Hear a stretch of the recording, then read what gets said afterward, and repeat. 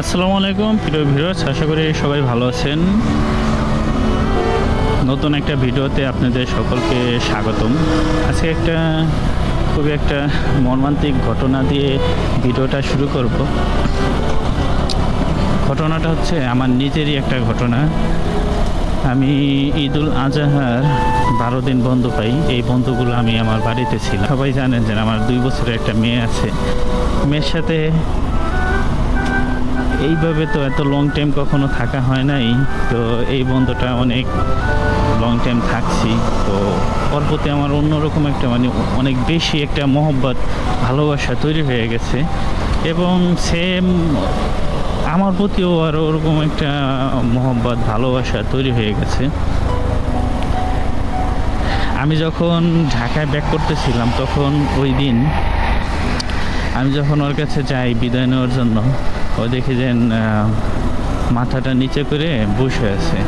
তা আমি যখন ওর কাছে যাই নিচে হয়ে তাকাইলাম ওর মুখের দিকে, তখন দেখি যে তাসনিম প্রচুর পরিমাণ চোখ ধুয়ে পানি পড়তেছে। আমার 2 বছরের একটা মেয়ে ভাই, কান্না না কইরা, আওয়াজ না কইরা চোখ দিয়ে পানি বাইরে বের হইতেছে। এটা কত বড় একটা মর্মান্তিক ঘটনা বাবার জন্য, এটা বুঝবেন না যারা বাবা না হয়েছেন। এটা দেখে ভাই আমি আর নিজেকে ধরে রাখতে পারিনি, একটা চিৎকার দিয়ে কান্না শুরু করে দিছি।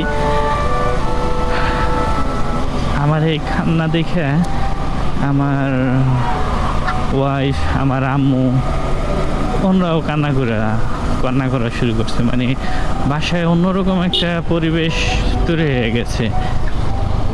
একটা বিশাল একটা কান্নাকাটির রোল পড়ে গেছে। তারপরে আমি বাসা থেকে ব্যাক করে আসি, এই যে ঢাকায় আসলাম বাইক নিয়ে। একটা বাইকার কিভাবে ভাই রাস্তাঘাটে ফাউল চালায়, মাত্রা অতিরিক্ত স্পিডে চালায়, এটা আমি বুঝে আসে না। আপনি একটু নিজের ফ্যামিলির কথা ভাবুন, তাহলেই আপনার এরকম রাফ রাইড করতে মন যাবে না। দেখেন আজকে যদি আমার কিছু হয়ে যায়, আমার মেয়েটার কি অবস্থা হবে ভাই, আমার ওয়াইফের কি হবে বলেন, আমার মা বাবার কি হবে? হ্যাঁ, তো সেম ওরকম আপনি ভাবেন যে আপনার যদি কিছু হয়ে যায় আপনার সবার কি হবে। আর দ্বিতীয় বিষয় হচ্ছে যে যারা বিবাহ শাদী করেন নাই তারা ভাবতে পারেন ভাই আমার তো মেয়েই নেই, আমার আর কি হবে। ভাই আপনার মেয়ে নেই, তবে বিবাহ শাদী করলে একদিন হবে তো, তাই না? আর দ্বিতীয় বিষয় হচ্ছে যে আপনার মেয়ে নাই, আপনার মা তো আছে। হ্যাঁ, আপনার কিছু হইলে আপনার মা কতটা কষ্ট পাবে, কত চোখের জল বের হবে, এটা কি একবারও ভাবছেন ভাই?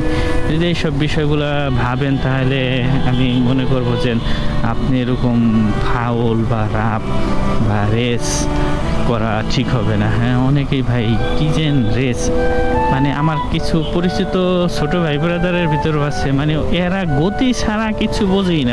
বাইক এদের কাছে গতি মডিফাই করবে, যা কিছু করুক, গতি বাড়ানোর জন্য। এগুলো আদৌ ঠিক না ভাই, গতি সব কিছু না। হ্যাঁ, জীবনটা উপভোগ করুন, জীবনটা উপভোগ করা শিখুন। হ্যাঁ, গতি সব কিছু না। এই বলে আমি আমার আজকের ভিডিওটা শেষ করছি। আল্লাহ হাফেজ, বাই বাই। দোয়া করবো আল্লাহর কাছে সবাই যেন নেক্সট ভিডিও রাখ পর্যন্ত